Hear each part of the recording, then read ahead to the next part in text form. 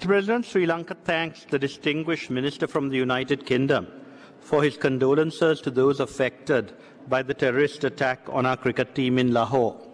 We too condole with them, and in particular with the families of the servicemen who died in protecting our sportsmen. They may only have been doing their duty, but we here must never forget the sacrifice of servicemen fighting against terror, even as we regret its impact on civilians.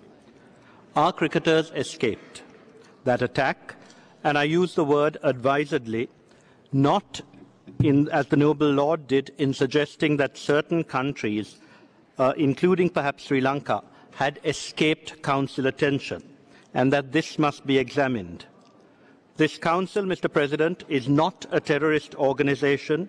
It does not target its members who then fortuitously escape.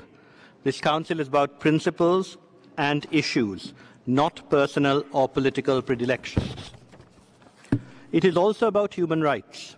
We in Sri Lanka, and all of you here, must appreciate the need to improve the human rights situation in all our countries. The High Commissioner has stressed the importance of social and economic rights too. This Council has focused on the right to development. Complacency on the part of anyone is misplaced.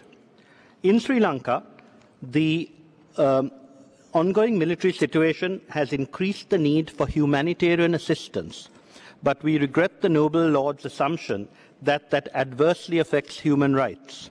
On the contrary, we are close now to eliminating one of the most effective terrorist organizations in the world, and that should be encouraged, not stymied, by those who believe in human rights and in basic human decency.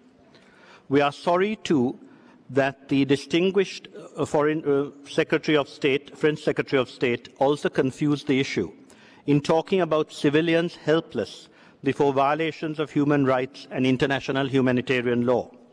Fortunately, we were able to correct another misapprehension on her part, that the Sri Lankan forces used child soldiers. That, Mr. President, is the preserve of terrorists, and all those who want our children, now held by terrorists, released, should welcome the victory over terrorism. Forthright support on that issue, Mr. President, will lend credibility to efforts to assist us to improve the human rights situation, which we are endeavouring to do despite the corrosive effects, as the High Commission described it, of the conflict.